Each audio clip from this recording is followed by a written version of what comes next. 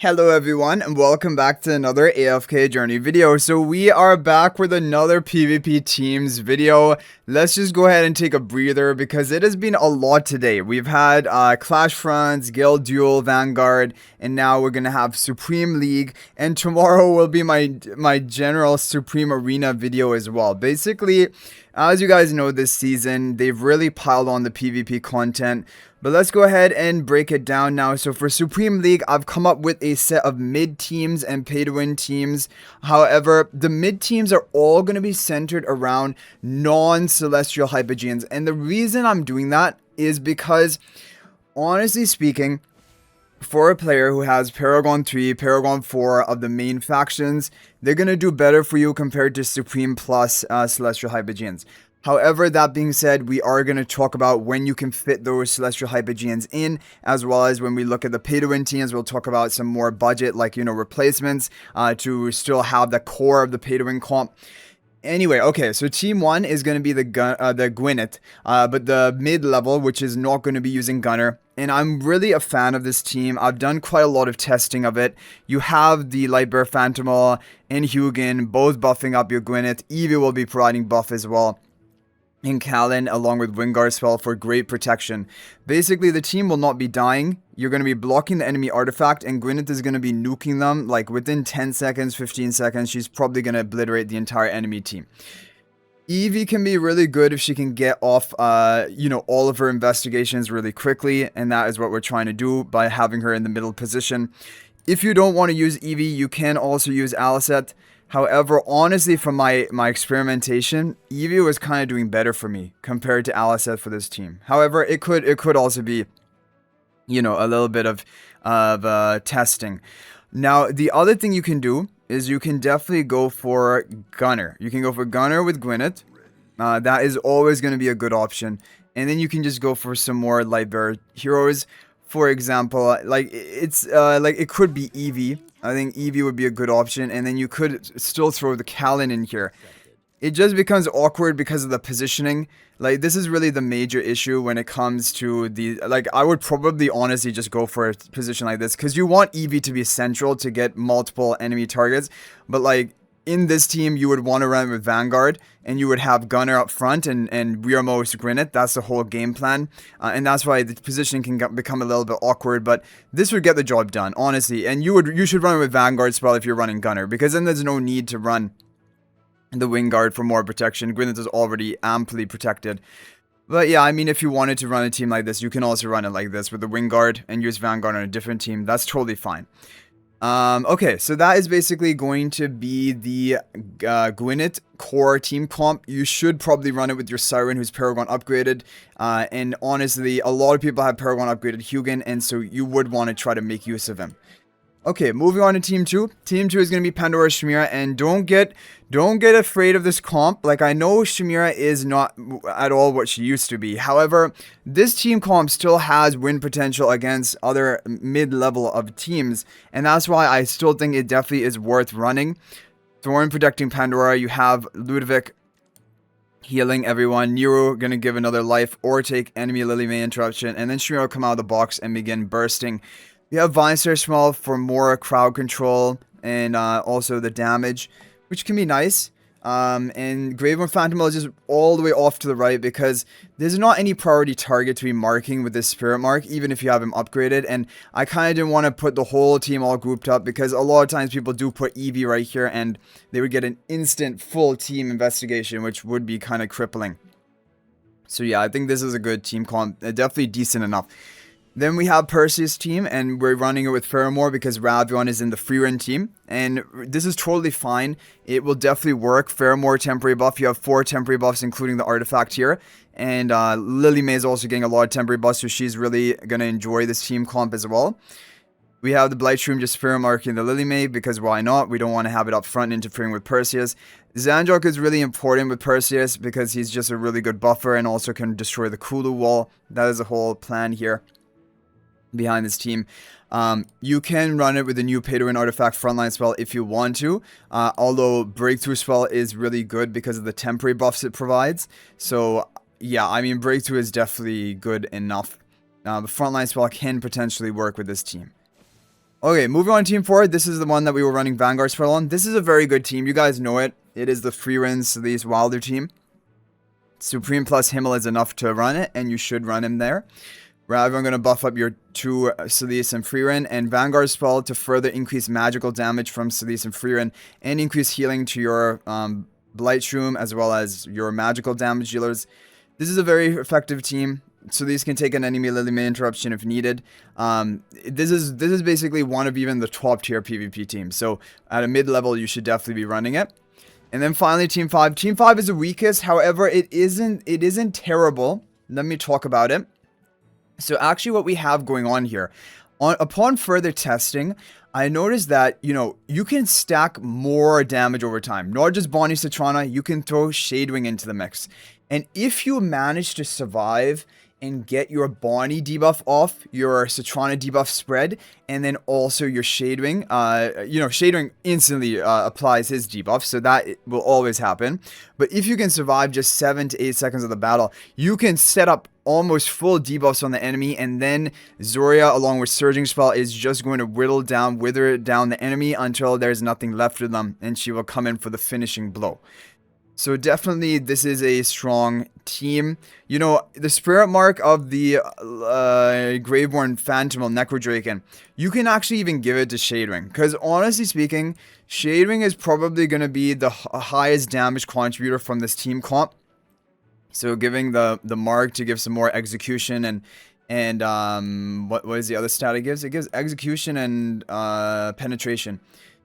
Giving it a Shadewing could be good. However, Shadewing has true damage too, and penetration doesn't benefit that. So you can go for either of these. But basically, with Zoria, even Supreme plus Zoria is good enough for this comp. It's just about stacking the damage over time and finishing off the enemy. It is on the weaker side, of course, but at a mid-level, there's nothing much better you can do with the leftover options. And so that is what we have for mid teams. So let's go ahead and move over to the pay-to-win teams. So the pay-to-win teams are going to be very similar to my Clash Runs teams, basically the same. However, the map choices, we're going to talk about that.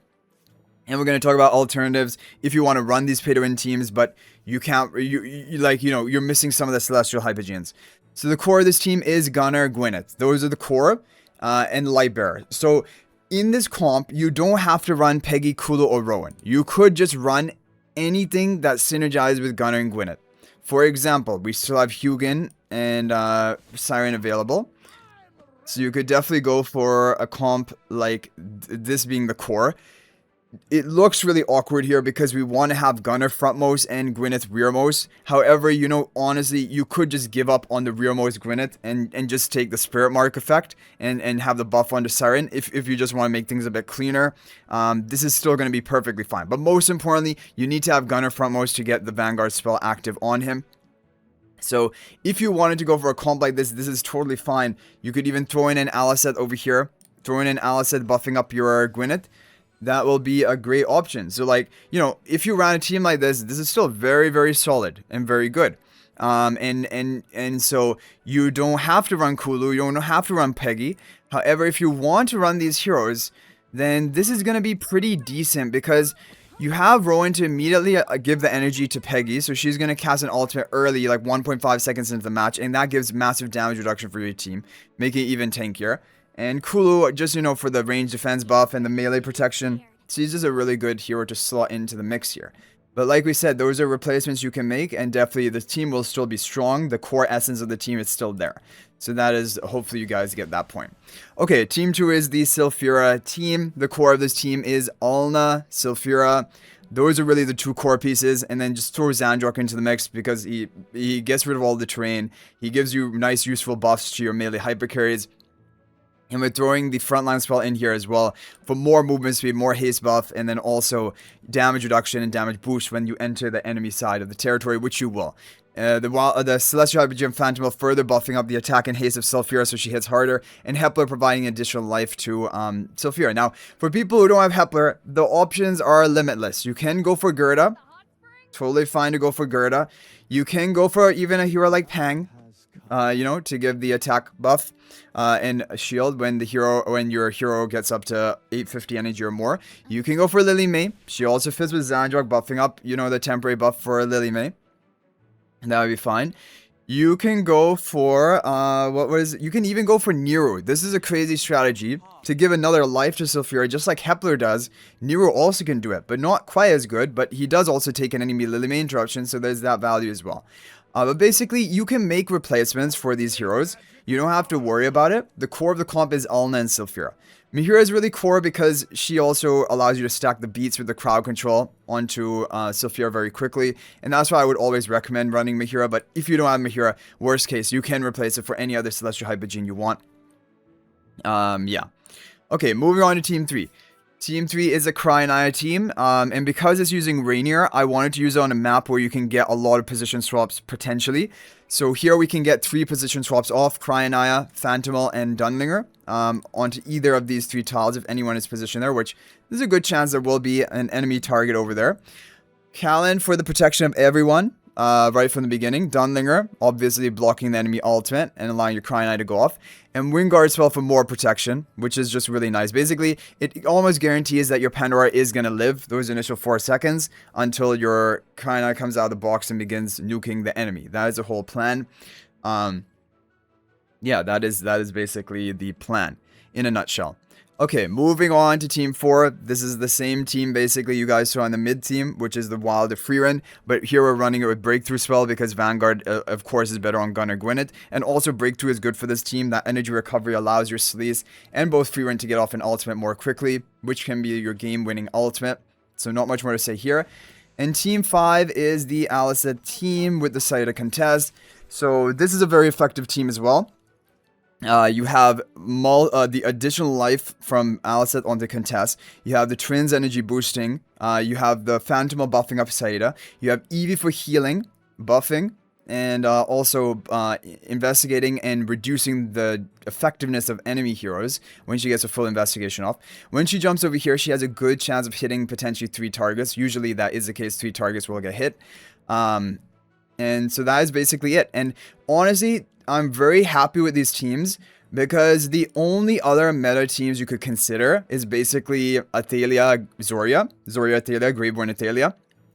However, in fact, if you take a look at all of my teams here, every single one of them beats the Graveborn Athalia now because, of course, Saida beats it because once she gets 3 ultimates off, it's game over. Athalia cannot kill you. It's just game over.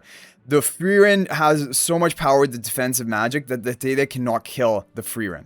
So there's no chance there.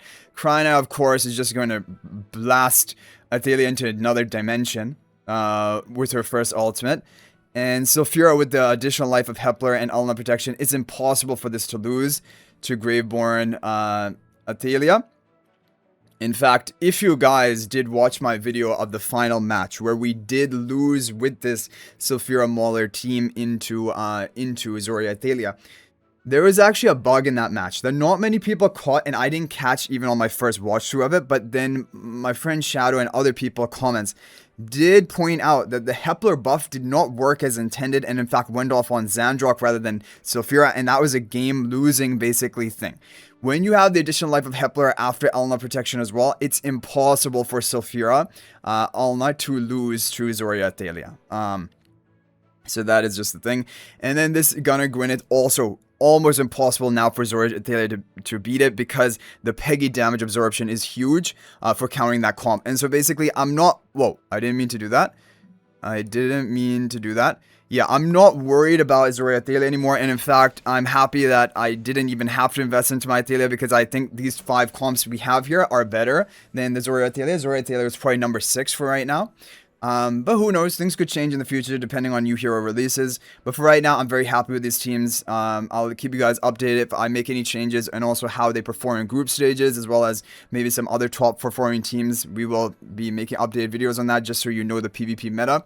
And can take a look at that. But hopefully this video is helpful. And oh, by the way, if you're looking at this team and you're wondering, can you replace? You can easily replace Alicent. Is anything that is gonna be giving a bit? You can even, for example, throw a Siren in here. Why not block the enemy artifact, mess up their game plan a bit? And you know he's on the buff tile. He might get an ultimate off of his own. That can definitely work and definitely be strong. So, that is definitely a viable strategy. You can easily throw a Lily May in here. Lily May will do great. Blocking the enemy ultimate also is going to be, another artificial way of prolonging the life of contest by blocking the artifact. You can go for Pang for, more shielding when your heroes reach that 850 energy mark. The option, you can go for Gerda. Gerda is very good in this team for the healing and the unaffected that she can provide. So yeah, you have a bunch of options basically for additional heroes here. And you just basically work with what you have. For right now, I am going to be running with Alicent, but who knows, maybe I'll change my mind. Maybe on further testing. I do actually want to try some of those other options I just named to you guys. Like, namely the Lily May is really sticking out to me as potentially being pretty nice for this team. But yeah, anyway guys, that is going to be it for this video. I hope you enjoyed it. Hopefully it's helpful.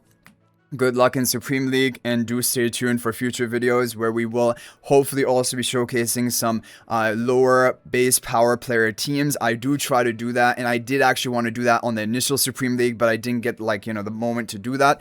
But this time definitely I will be looking out for that, so you guys can see lower base power players who made it far into Supreme League. I wanted showcase some of those teams to give you just a little bit more variety in the PvP lineup. So I hope you guys enjoyed the video. Thank you all so much for watching.